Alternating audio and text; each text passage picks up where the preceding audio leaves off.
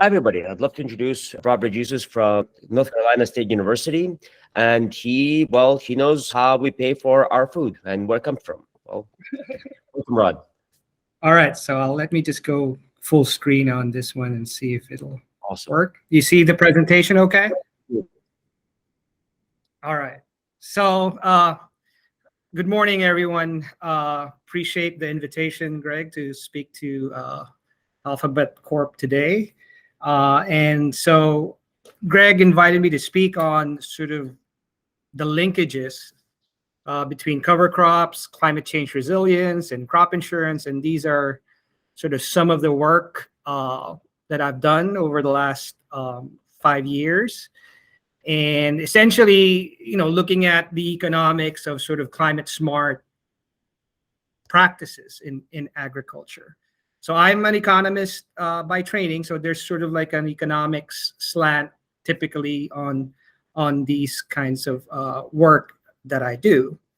And so I'm going to present sort of, I think, essentially three papers related to this topic that I've two of them are published, and then one of them is sort of like work in progress. And I can't see everybody while I'm sharing screen. So, I mean, feel free to just interrupt and let me know if there's any questions as I go along, or we could have a discussion afterwards as well. So let's try to make this as informal as possible. So, all right.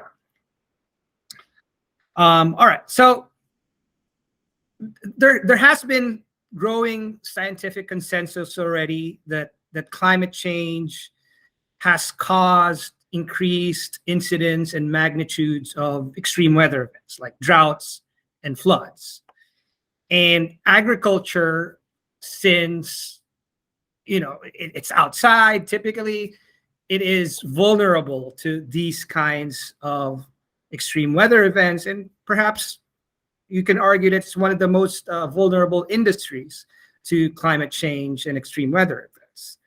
And as such, there's also a large body of literature now, the academic literature, for example, that shows the negative impacts of climate change, specifically on sort of production, on crop yields in particular. Okay, and so there's lots of interest then on agricultural practices that could enhance resilience of farm operations to climate change induced extreme weather events. And one such climate smart practice, quote unquote, is what they call cover crops or planting cover crops. Okay, and for those that are not familiar, cover crops are typically those plants that are planted in between sort of seasons of the main cash crop. So, for example, corn, soybeans in the Midwest, typically planted in the spring, April, May, and then harvested in the fall. And there's sort of this gap in between seasons. And cover crops are sort of like grasses or brassicas or leguminous sort of plants that are planted in between in that late fall, winter season for the purpose of sort of covering the soil. And this coverage essentially has the potential to improve soil structure, soil health, and so forth, that would induce sort of this sort of resilience effects. And so there's both sort of environmental benefits off farm and also private benefits in terms of productivity for the farm. Okay. So when you look at sort of the literature on this and just Google search cover crops and climate change resilience, you'll see pictures such as this, right? So cover crops on the left-hand side will improve sort of soil structure, add water use efficiency, better nutrients, better organic matter, biodiversity, earthworms, all these microbes in the soil, which in turn could sort of help mitigate some of the effects of extreme weather, right? And also soil erosion in particular. And so you see this sort of arrow down here, climate resilience, mitigating sort of the impacts of extreme weather. And so there are sort of these environmental benefits, plus, of course, if you see here in the middle, stabilize, increase food production. So sort of private productivity benefits from using this kind of soil health practice. Okay, so essentially, part of the work that I'm doing is trying to test whether these claims about climate resilience, are there data-driven evidence? Could we find more rigorous quantitative evidence that sort of shows this climate resilience sort of effects of cover crops in particular? Okay. Quick question. Yes. If we ignore climate change, would they have pretty much the same effects? Like, are they independent of climate change, and just climate change is yet another stressor? So yeah, so it's more of a stressor, right? So it'll be, the expectation is even without climate change, these extreme events will still be there, maybe at a lesser frequency and magnitude. And even without it, cover crops, if and when these droughts or floods happen, the expectation is that it'll still help because the soil structure is better. Does that make sense? Okay, so if we had no drought, floods at all, would this be useful? I'm trying to kind of separate the phenomena. Well, it could still be by just improving. So you essentially you take away that climate resilience thing, if right, that those arrows, it'll still improve the soil. It'll still hopefully improve your crop yields and your production, right? Right. So okay, that makes sense. Thank you. Okay. So this is sort of like, you know, a typical picture that you see when people sort of claim climate resilience or climate change resilience of cover crops or these kinds of soil health practices. But majority of the literature, though, is more on the agronomic side. That's more, you know, specific plots, you know, specific experimental treatments, and not very, you know, wide geographical coverage. And so what I wanted to do was actually use sort of actual farmer data, maybe not at the finest level, I'm using the county level, but sort of try to find evidence of this effect, if there is, even at that more aggregate level. Okay, so that's sort of what I'm hoping to accomplish.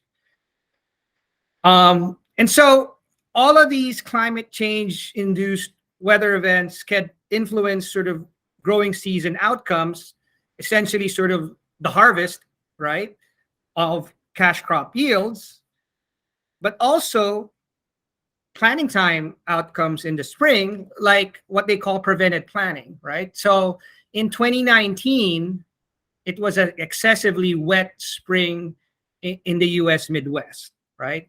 So there was like flooding all over that caused people to not be able to plant because it's too wet. If you put your tractors or combines or you know, or your machinery in the field, you could get stuck. It would damage the soil. So a lot of people were prevented from planting. Fortunately, there are an option, or there is an option in crop insurance to get payments if you were prevented from planting due to a valid sort of weather-related cause. And data on that crop insurance sort of payments is what we use to sort of look at resilience effects, essentially at planting time, or resilience to sort of prevented planting losses is how I call it. Okay, so these are the two sort of events or outcomes that I want to check whether cover crops help resilience to it too. Okay.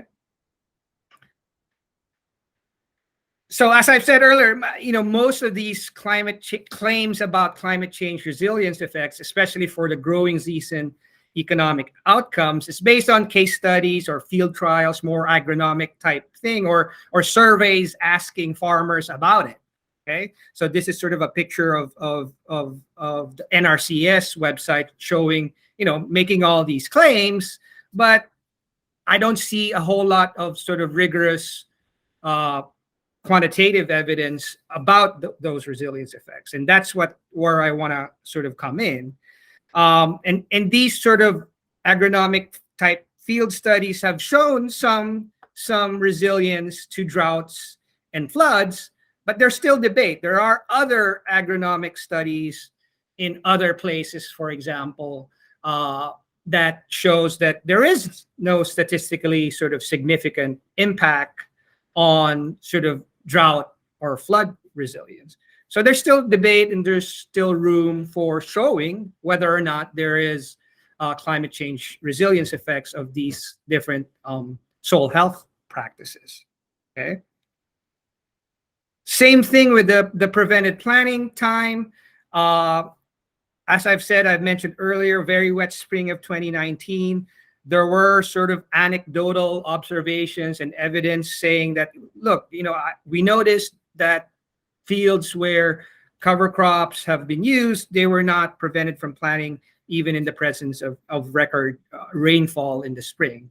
But again, these are sort of claims, anecdotal evidence. There's no systematic evidence on that prevented planting resilience effects of cover crops. So that's, again, one reason I was interested in sort of looking at this issue and checking and showing whether there is indeed prevented planting resilience or not.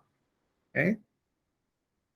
So, after all the discussion, you would think, well, it's sort of like a win-win type of thing. There's environmental benefit, resilience benefits, and also sort of like perhaps a productivity benefit, even without climate change, right?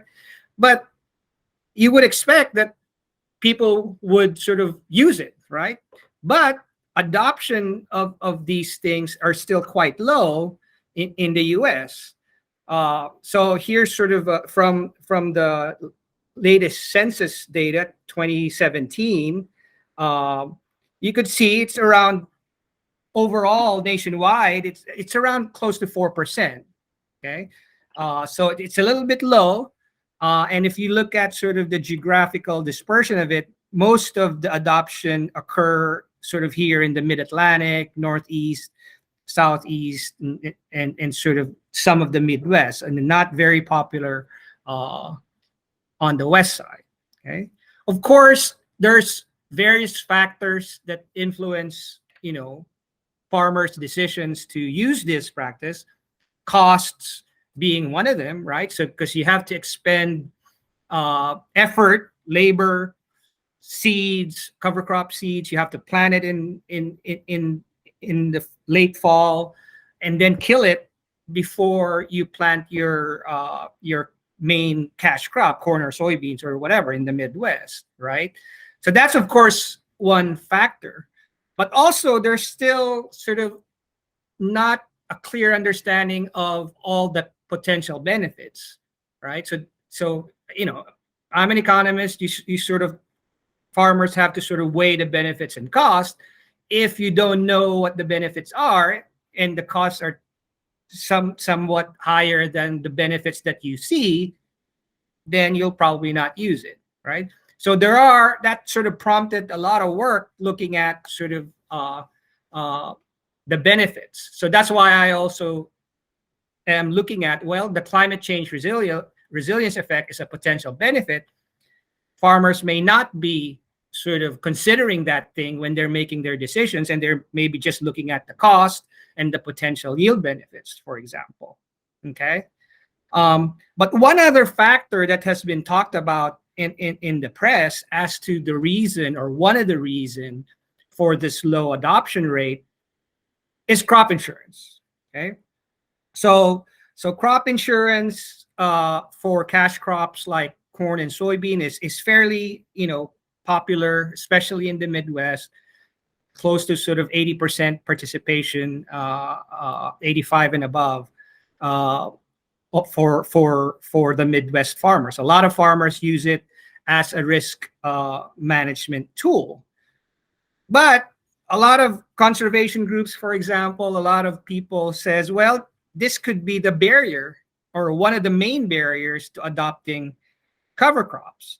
And they cite several reasons. Prior to 2018, before the 2018 Farm Bill, there were sort of rules that you have to follow in crop insurance to terminate cover crops, and there were ambiguity regarding these rules. And so that's one reason that they were thinking about that. Well, I don't want to, not follow the rules. I don't want to risk it. I'm just not going to plant cover crops. I don't want to risk planting cover crops and losing sort of my crop insurance coverage. Okay. And so that's one reason. But after 2018, they sort of cleared that up a little bit. And so the expectation is that's not too much of a problem 2018 onwards. But another reason is this standard moral hazard argument. It's what economists call moral hazard, when it's the term when you have insurance, right? You feel safer, or you're more protected, so you expend less effort. So the typical example of this is sort of like car insurance. So when you have car insurance, or without car insurance, you sort of perhaps are driving more carefully, but with car insurance, you tend to, okay, I'm covered if anything happens, so you expend less effort in driving carefully. The same idea with crop insurance is that, okay, I'm planting my crops, tending to it. If I had no crop insurance, I would probably use the best practices possible and be very, very careful, expend effort to do that. But with crop insurance covering potential losses, right, you may sort of cut back on some of these effort. And perhaps the cutting back is not using cover crop as a risk sort of management tool, or as a mitigation device for climate change extreme events. Okay? So, question. Sure. How the price of crop insurance, is it affected by use of cover crops? It should be, right? But the typical rating or premium rating in crop insurance is based on past historical performance, right? So it looks at previous yield performance and sort of projecting it forward. But the problem is, right, as I mentioned earlier, adoption is still low, so you would not think that the cover crop benefits are incorporated in that historical premium rate setting procedure, right? So that's why a lot of people, actually, a lot of conservation groups are pushing for, if I use cover crops, if I show that it reduces my risk, then I should get lower premiums, right? So that's in the conversation right now. But now, is this a challenge of, is it federal crop insurance, so it's a lobbying effort thing, or is it a private insurance, in which case it's a inertia kind of thing where insurers are conservative? Well, so crop insurance is a publicly supported, privately delivered program, right? So all the rating is publicly done by, it's called the risk management agencies, the agency under USDA. So they set all the premiums. Private companies sort of deliver them, but they price it the same way. Whichever company you go to, like in car insurance, right? You could go to State Farm or Allstate. Maybe their rating procedures are different. In some places, maybe Allstate will be cheaper than State Farm or something. In crop insurance, that's not going to happen. It's just one premium for all companies for certain locations. Okay, so it's more of the earlier statement you said. It's more of the public. It will take some convincing of the risk management agency that this is worth sort of doing. And that's one thing a lot of people are sort of doing, lobbying and trying to see. And RMA, the risk management agency, is cognizant of this, and so they're also thinking about, okay, how will we do it if we want to do it, and what kind of precedents could we sort of introduce if we do this? Because they try to avoid practice-specific premiums, because what if a new practice come up and so forth? So that's why they typically use just historical yield performance, and sort of over time, if cover crops indeed affect yields, it will be slowly incorporated into the premium rating, but it'll take some time. But right now, given the lobbying, for example, there's actually a pilot program in the US Midwest. It's more of a lump sum thing, like a $5 discount for farmers in Illinois, Indiana, Iowa. So those 3 states, if they use cover crops. So there's like a lump sum discount to it. Does that answer your question, Greg? It does. And just one more thing. It is crop insurance. I mean, is it something where there's a possibility of private insurers delivering crop insurance, or is it one of those things where it's actively subsidized by the federal government, like home insurance? All risk is done by the what's called Freddie Mac and Fannie Mae. Is it the same thing here?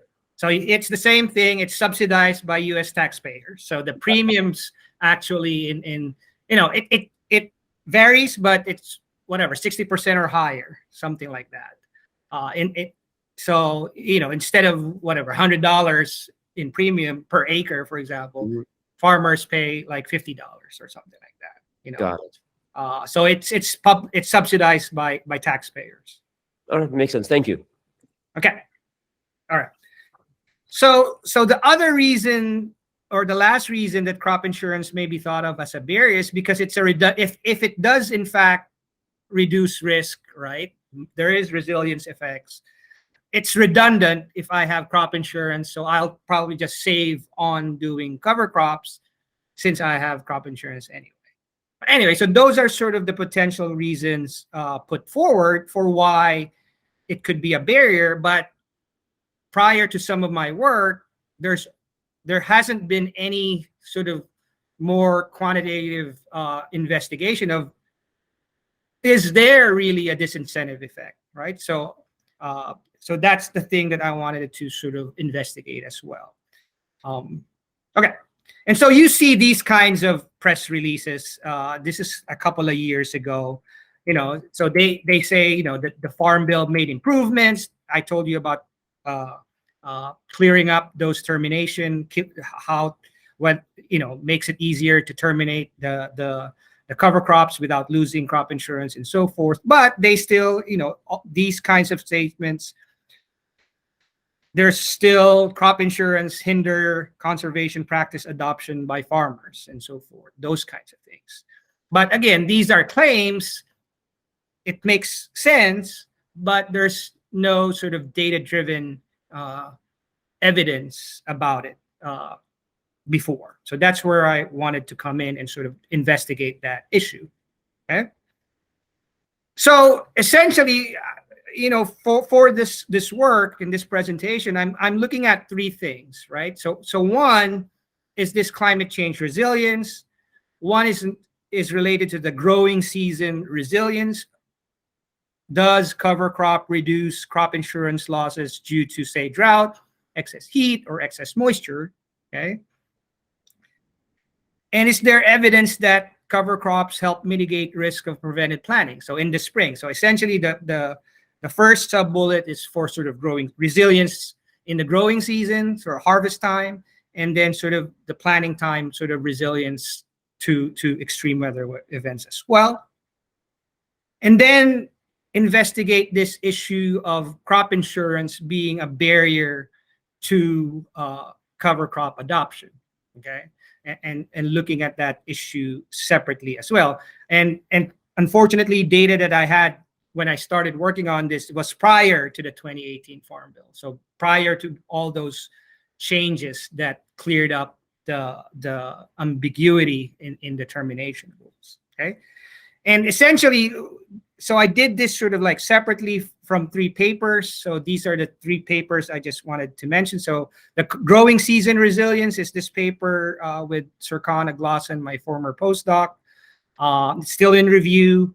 The preventive planning study is forthcoming. It's already out online in the American Journal of Agricultural Economics, which is sort of the flagship journal of our profession. And then this paper in Applied Economic Perspectives and Policy, which is sort of a policy-oriented journal of our profession, is where I sort of have that crop insurance work and cover crop use published. Okay, and I'll be happy to sort of forward these papers to you guys if anybody is interested. Okay, so I'm going to sort of go through some of the methods that I use for all of these papers and sort of discuss some of the results. Okay. Okay. So data. So the key data for this is county level, as I've mentioned earlier, and it's a panel data set. It has sort of like a cross section and time series dimensions to it, and we sort of constructed it with information from weather specific crop insurance losses, cover crop use, and weather. And for the resilience and preventive planning work, it's from 2005 to 2018, and it covers these 12 states in the US Midwest. But we have complete coverage for Iowa, Illinois, Indiana, the 3 I states, all counties there, and then not complete coverage for all the other states. Okay, but it's sort of like 645 counties in total. So it's a fairly large geographic region and covers a longer period of time, which is a little bit better, I think, or at least a little bit, it's complementary to the agronomic studies out there that are maybe perhaps at the plot level, but for particular locations in whatever county and for 1 or 2 years or something like that. Okay. And this is also based on actual sort of farmer observations rather than experiments by agronomists. Although it is at the county level. So there's this aggregation dimension here. So you lose a little bit, but you in terms of aggregation, but you have this wider geographical region to study and sort of a longer time series. And arguably, when we're talking about climate change weather events or climate change induced weather events, the longer temporal dimension is important, right? Okay, so in this resilience, the growing season resilience and preventive planning work, it's important on your left-hand side, your dependent variable, to have some measure of losses. And so I leverage the crop insurance data that's publicly available on losses. So RMA has a cost of loss sort of publicly available data set that where they sort of report per county how much losses or indemnities or payments are there for, say, specific losses like drought, like floods, and so forth. Okay, so there is information on losses, and there's also information on liability, or it is the sort of the total value insured. And so in sort of the insurance literature, if you take the ratio of the losses or the payments over the total liability, it's called the loss cost ratio, LCR. So this is sort of like a combined extensive intensive margin measure of losses due to specific causes of loss. For example, drought, floods, or excess heat, or something like that. A similar measure, which is more of what I call an extensive margin measure. So this is more on the acre, I call loss acres ratio. So it's the ratio of the acres with losses due to particular weather events over the total sort of insured acre. So this is sort of an acre value that it doesn't sort of measure the magnitude of the losses, right? And the coverage, but the LCR does. So we're looking at both those sort of measures essentially as our measures of resilience, right? So if these are less, then there's more resilience to these kinds of weather events. And I use sort of an analogous measure for the springtime prevented planting losses as well. So that's the good thing with this publicly available RMA data. So I take advantage of this RMA data where they already sort of classify the causes of loss to look at sort of this issue of resilience effects. Any questions on sort of the dependent variable for the resilience effects? No, that makes sense. Actually, Okay. one thing is, well, it's going to come up is the biases, because you have a data set with partial adoption that depends on the economic environment. So I'd love to understand kind of as you get along, how do you control for the confounders? Yeah, so we'll get to that in a little bit, okay? But hopefully that's always an issue in this kind of work where you use actual sort of data, the confounding and all that stuff. But we try. We don't perfectly control for it, I guess is the thing, the way I would answer that right now. But essentially, this is a question of identification, right? The identification of your effects. But I argue that the preponderance, I sort of go through sort of a preponderance of evidence approach, that every which way that we do it, it was consistent. So that's sort of the approach. It's not perfectly identified, but it's what I call credibly identified enough. In my opinion, again, we could quibble and so forth on that, but sort of that's the way I did it here. Okay. All right. So left-hand side, dependent variables is this LCR, LAR. And actually, the limiting factor in this data is the cover crop adoption data. So this is from a remote sensing data set called OPTIS. So I had fortunately gotten some access to this data set from Regrow Ag. So Regrow Ag is the company that does these remote sensing of cover crops. So they were able to see, I think, based on green, again, I'm not a remote sensing expert, but my understanding is it's based on the greenness of the ground.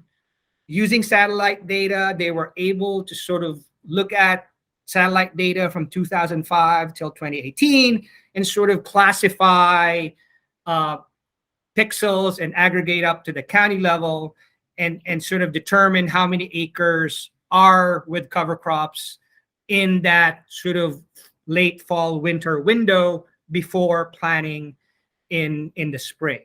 Okay, so the thing is, they only have data for these 12 states, I guess maybe 3-4 years ago or something like that. And so that's why I'm sort of using that. And then also they were mentioning in my conversations with them, Midwest flat, it's a little bit easier to sort of detect this cover crop adoption.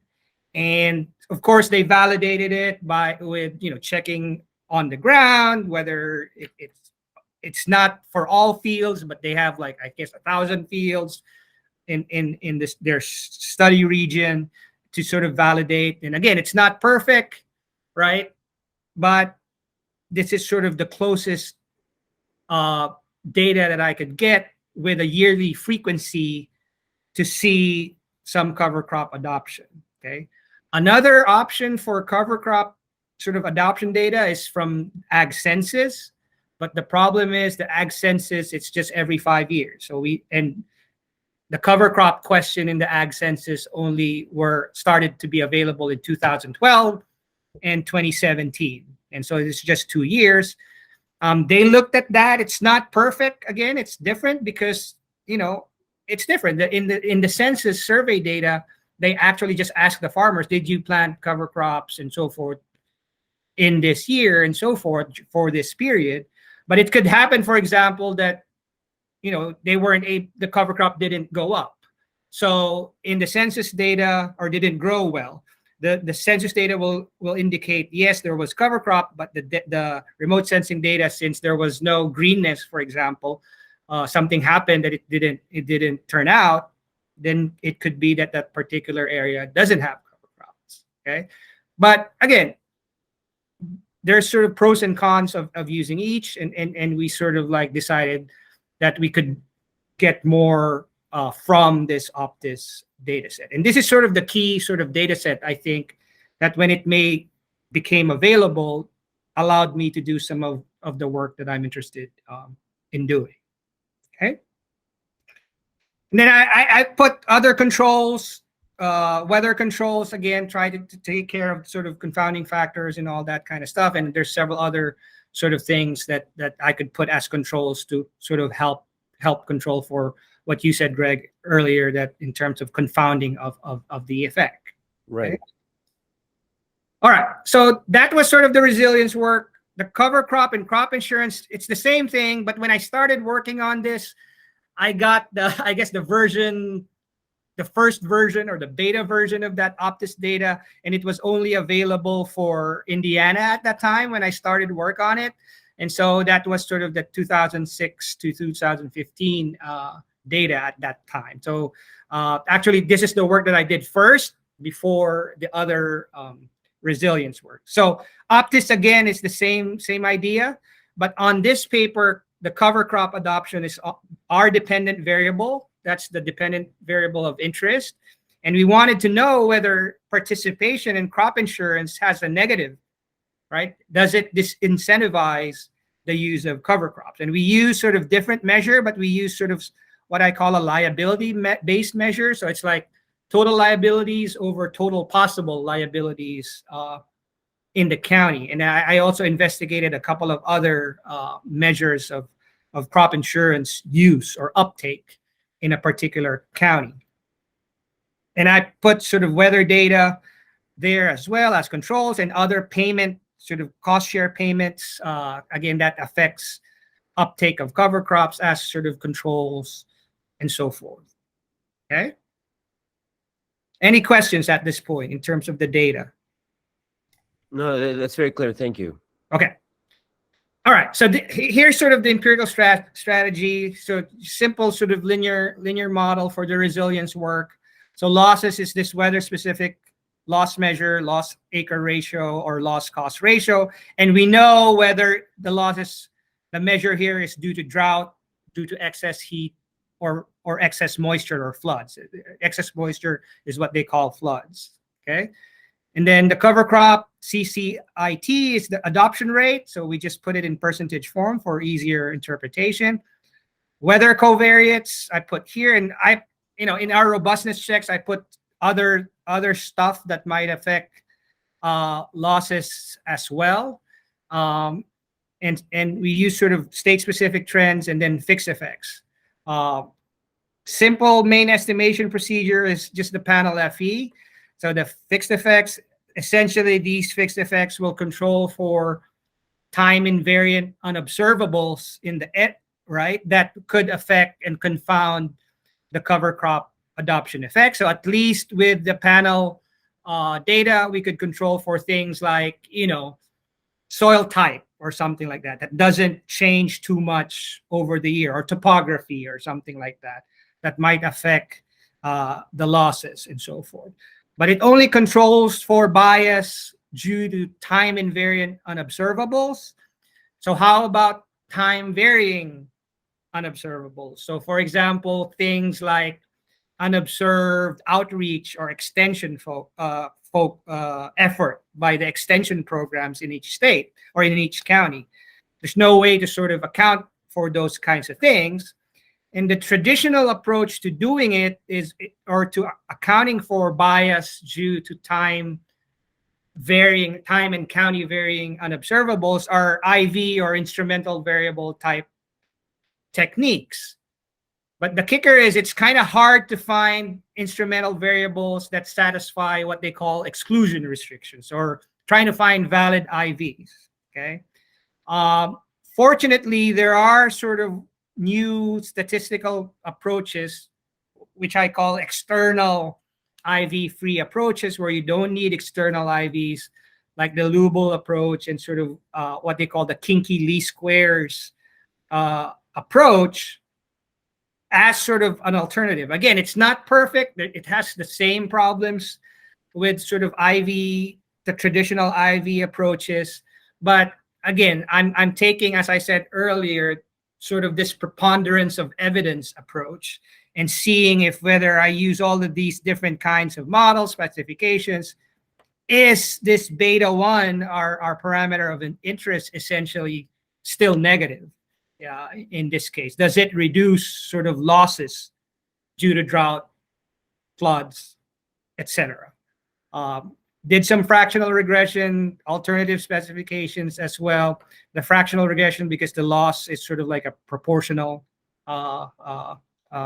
measure. So that's what I did for sort of the growing season work. Similar thing with the prevented planning work, but instead of the loss at the growing season, RMA, the risk management agency, again records the losses in the spring that prevented people from planning. And so that's what we use here as well. And again, this beta 1, whether it's negative, is what we're hoping to sort of test. And if we have that, okay? In the crop insurance thing, it's a little bit different. I use sort of a lag because, again, remember, this cover crops is in the fall or start of the season. So it's typically the decision to use cover crops is before the decision in year T to buy insurance, which is sometime in late February or March, right? So I use a lag in terms of, because it's the insurance in the previous year, so whether there's sort of essentially, if I used insurance before, does that affect my decision to use cover crops? Okay. Again, similar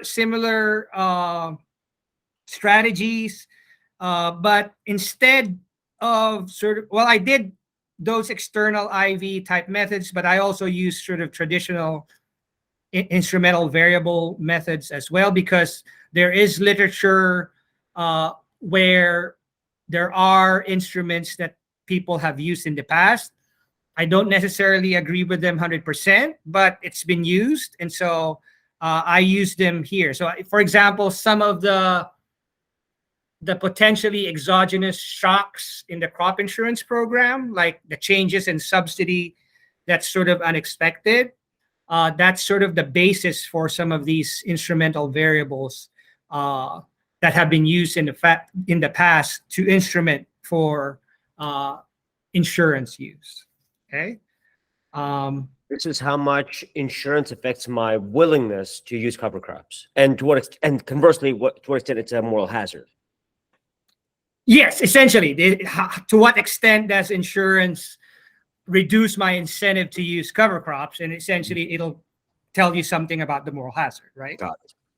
Right. So, and again, I use several other approaches, and sort of the preponderance of evidence type approach is what I use here. Okay. Any other questions on this side? I know that some of the audience, I think, are more modelers and so forth. So yeah. I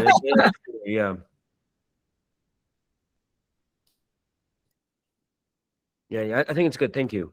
Okay. All right. So if there's none, let me just go ahead and run those models and so forth. So let's just look at it one at a time for the resilience work. So I hope you could see this. It's a little bit blurry, the table, but I guess on top. So we ran the models for the loss cost ratio and sort of the loss acre ratio for drought, excess heat, and excess moisture. So the excess moisture is the floods. As you can see, all of them are negative, but statistical significance is more on the moisture side. That's more consistent. Although there is a little bit of evidence of the drought and the heat resilience here as well. Okay, so this is sort of the main sort of takeaway, I guess, that there seems to be some evidence of resilience effects in the growing season due to planning of cover crop. Okay. So just to summarize, so there's a statistically significant negative effect, mostly on the moisture, right? But the loss reducing is more strongly observed in the LAR, the extensive margin measure for all causes of loss. The drought and excess heat losses are not significant for the LCR runs. So I would be more confident to say then that there is evidence of resilience to sort of extreme wet events in the growing season due to the cover crops. Okay, so the drought is a little bit weaker result. And then just for context, what does those sort of numbers mean? Doing some sort of calculations and so forth, a 1 percentage point increase in cover crop adoption in that Midwest region, which I think translates to around 3 million whatever acres, could have reduced indemnities of around $16.1 million due to sort of flood events. Okay, which is, I think, is not small, and so there is sort of a non-trivial resilience effect. Okay. Okay, so just suggest essentially that there is sort of resilience effects. I'm running out of time, so I'm just going to go through did some robustness checks using sort of adoption acres rather than percent. Results are a little bit stronger. Used what I call this moment-based IV. It's like a Lubel type IV. Again, it's not perfect, but trying to control for unobservable confounding factors. Again, it's all negative. The LAR results are very, very consistent, very strong, negative, statistically significant. Preventive planning, it's the similar thing. The fixed effects and then sort of an IV, this moment-based IV, it's all negative, significant, both for the loss cost ratio and the LAR. Again, evidence of a resilience effect, right? Consistent for both measures. So again, just comparing this result to the growing season result, it seems that for the resilience effect for springtime flood events is stronger. Okay, and in this case, for that year where it was very wet, again, a 1 percentage point increase would have resulted in a reduction in preventive planning related losses, okay? Which is, I think, non-trivial. Okay. Whether variables follow a priori expectations, robustness checks still largely support results. These are examples of those. These are what I call the kinky least squares, where you sort of assume a level of endogeneity. If the level of endogeneity is sort of, or confounding is 0.4 from a range of 0 to 1, you still, even if there is confounding, you still get sort of this negative and significant results. I also did what they call long differences to look at sort of long run use, and the magnitude of the impact for long run use is bigger than sort of the shorter run impact. So which is I think consistent with the literature. The longer you use cover crops, the better your soil is, the more resilience that you get. Okay. In terms of the crop insurance, sort of the behavioral impact of that, so we still find negative significant results, speaking to the moral hazard potentially effects of crop insurance and cover crop adoption. It's negative, but when we interpret those magnitudes, we argue that the disincentive effect is small. So remember, in this particular analysis, we just used Indiana as the state, all counties over, I guess, 11 years or something like that. And our calculations suggest that a 1 percentage point in the liability or the total value of insured will only disincentivize for average-sized farms. Average-sized farms in Indiana, 200, 250 acres, something like that. Okay, and again, we find results to be robust to several specifications. Okay, and estimation procedures. So this is when I use different kinds of measures, insured acres instead of the liability measure, coverage level, this is sort of like the actual coverage and intensive measures. Again, it's all negative and significant. Sort of the instrumental variable results, sort of the same thing. And so let me understand actually this bit. okay. Is it the fraction of people who are enrolled, county by county, fraction of people who are enrolled in crop insurance, or it's the generosity of the crop insurance benefits? Okay, so again, so the first one that you said is like an percent insured acres type measure. So that's like the extensive margin, right? So how of the total cropland acres that could be insured, what proportion of it was actually insured, right? So that's the extensive measure. But there's also this intensity of coverage, right? So you could, if you're a farmer, you could insure the total value of the crop at 100%. That's 100% coverage, right? But of course, that doesn't happen. The crop insurance program, the maximum was 85%, up to 55% in 5% increments, right? So it's sort of like you determine your deductible, right? So the larger the deductible, the lower the coverage level. So that's sort of the intensive margin measure, right? Either way, here in these runs, if you could see, it's still negative significant, right? For at least for corn. For soybeans, there's a little bit insignificance here. Now, the liability-based measure that I used, here is actually a combination of both the acres, the extensive and intensive margin. And if you combine both margins, it's still negative and significant. So, okay, when you say negative, you mean it's more participation means less cover crop adoption or more cover crop? So it more does participation. So essentially counties with higher participation tend to have lower cover crop adoption. Okay, and now good. So then but you're arguing the coefficient of that moral hazard is negative, so there's a moral hazard, but it's small. Yes. Okay, that makes sense. And then I'm trying to understand to what extent, if you're doing cover crops, would you be motivated to, I mean, because you believe they're going to protect you more, would you be motivated to not get crop insurance? I guess, what are the reasons for not getting crop insurance?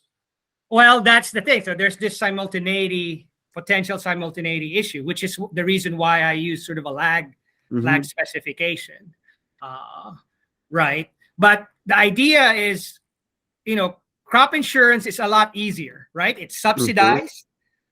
I just buy it. I have coverage as a risk management tool.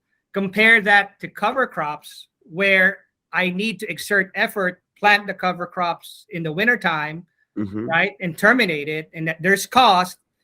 And the potential subsidy, quote unquote, is just some of these conservation payments that I could get.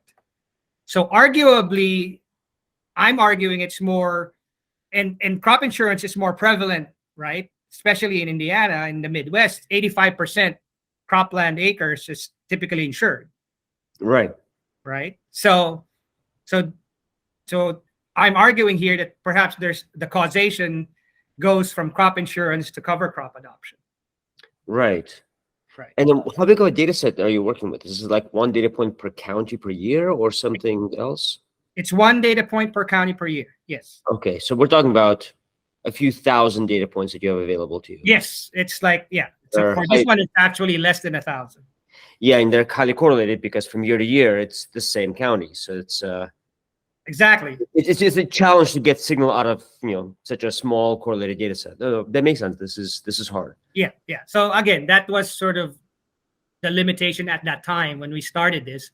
The Optus data, the remote sensing data, was only available for Indiana. But we're hoping to revisit this issue using the bigger Optus data sometime soon. We're not yet there. But then crop insurance is. Do you have better stats than county? Or is that no? It's still gonna be at the county level.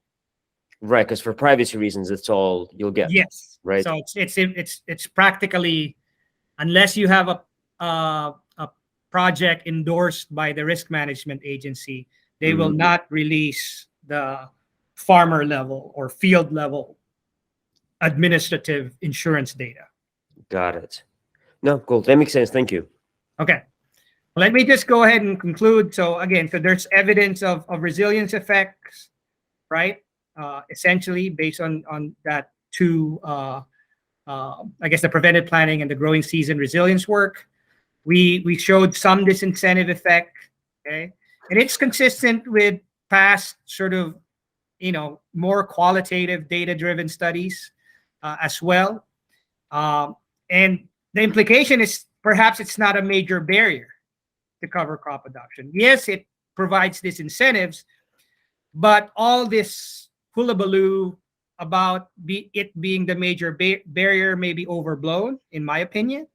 And perhaps effort may be better spent on figuring out what other mechanisms could be adjusted to encourage more cover crop use. For example, conservation payments, maybe carbon markets, or just simple education and outreach on cover crop benefits may be a better approach to encouraging more cover crop and climate smart adoption, climate smart practice adoption in general. Okay. Future research directions, perhaps you guys at Alphabet could help out here. Pixel level data, farm field level data is sort of the limiting, one of the limiting factors. But there has been work by Chris Seifert and Kai-Yu Guan and his students over in Illinois using pixel level remote sensing data. So it's possible, but again, I need to sort of collaborate with some folks with remote sensing data at that level of aggregation. Consider different geographical areas. I strongly believe that this is sort of perhaps the next step here. So yeah, we found resilience effects in the Midwest, but perhaps it's not the same. There are conditions where resilience effects may be stronger, weaker, or non-existent, right? Given that cover crop adoption in the Northeast, Southeast are typically higher, there needs to be some work in these sort of areas. In my view, there has to be sort of like, literature needs to go to understand under which conditions will cover crop be beneficial, essentially. Looking at different cover crops, because not all cover crops are created equally, then multi-year practices, some of these state-level conservation programs, and sort of the cost side of this equation also needs to be looked at some more. Okay. So that's all I have in terms of this presentation. Cool. Well, thank you very much. I mean, I have just one more question. Sure. For a lot of these decisions, especially like say carbon markets or any kind of payments you provide for adopting these practices, you have to know what would happen if. So how far off are we from being able to forecast if I were to use a cover crop, this particular cover crop, or any of the other of the popular things like no-till or whatnot, predicting what will be the impact on my field? Okay, so there has been some work on that. So in the preventive planning work that I've done, the reviewers ask for some projection, right? So, but given that prediction was not the core focus of that paper, I just assumed some growth rate, right? A growth rate of cover crops. And then I use a lot of these climate ensembles, right? Where if climate change is moderate versus if climate change is very extreme, what will happen? And you could see that there's sort of like a negative, sort of downward sloping sort of preventive planning. The magnitudes of preventive planning goes down compared to if there were no growth in cover crops, right? Those kinds of things. So I think again that's perhaps the next step as well in terms of more of a prediction type of thing. So I have some colleagues in Vermont sort of looking at it, sort of like, where is the hotspots for cover crop adoption in the future? And can we predict, for carbon markets, for example, where this would go, or how would adoption respond to increased payments from Right. carbon markets? So there are work, but I think there hasn't been sort of definitive, I guess, or data-driven work on that. But I think that's the direction that the literature is going to. So actually, on that one thing, for carbon market additionality, you have to know that in best case scenario, if I didn't pay this farmer, how would they adopt this practice? And then because I did pay them this amount of money, they did adopt this practice. Exactly. Estimating that is hard, but then what's, how difficult is it, and what data will we need? Well, so I guess in that particular case, it would be nicer if we get the actual sort of farm field level data, right, of those that have historically used cover crops without payments, right? Yes, that's your base probability. Yeah. Yes, that's perhaps your counterfactual, right? And then, estimate then if there are treatments where you give money, and of course the gold standard will perhaps be some sort of trial where you give people money to do it, right, and see what they do over time. But if you're relying on historical data, then you may just need to control for the payments. If you have some payments on the right-hand side, you could at least control for it, right? What is the cover crop adoptions if payments is zero, right? Type of thing. Right. And then you could sort of interact that with the payments. And then you would get that entire supply curve, supply of money for or supply of cover crop adoption or something like that. Yeah. Exactly. It's sort of like an inverse supply curve, right? A supply curve, right? Right. All right, cool. Well, thank you very much. That makes a lot of sense. All righty. All right. Well, then have a great day. Thank you. Bye. Bye.